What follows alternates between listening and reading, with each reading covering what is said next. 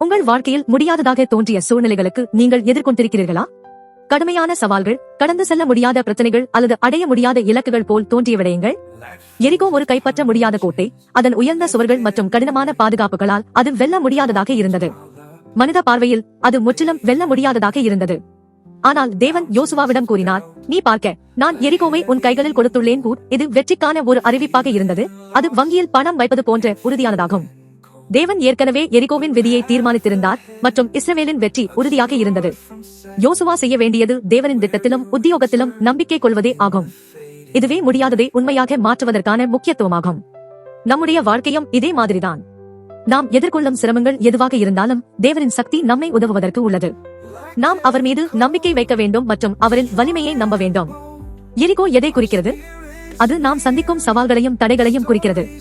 நிதி சிக்கல்கள், உடல்நல பிரச்சனைகள், வேலை தேடல் அல்லது முறிவு ஏற்பட்ட உறவுகள் ஆகியவற்றை நாம் எப்போது சமாளிக்க முடியாத நிலைக்கு வந்து விடுகிறோமோ அப்போது நாம் தேவனை நாடலாம். அவர் நம்முடைய மனித அறிவுக்கு அப்பாற்பட்ட தீர்வுகளை கொடுப்பார் மற்றும் நாம் ஒருபோதும் நினைத்திருக்காத வாய்ப்புகளை திறப்பார். இயேசு கிறிஸ்து சிலுவையில் நாம் ஒருபோதும் செய்ய முடியாததை செய்தார். நம்முடைய மீட்பு நம்முடைய முயற்சியின் விளைவாக அல்ல, தேவனின் திருத்திட்டத்தின் ஒரு பகுதியாகும்.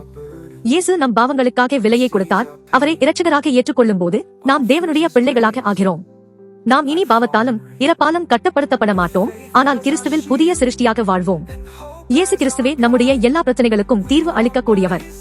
நாம் அவர் மீது நம்பிக்கை வைத்து அவரை பின்பற்றும் போது முடியாததை கடந்து செல்லும் நம்பிக்கையின் வல்லமை அனுபவிக்க முடியும். எரிகோ வீழ்ந்தது போல நம் வாழ்க்கையில் உள்ள எல்லா தடைகளும் கிறிஸ்துவின் மூலம் வெல்லப்படும்.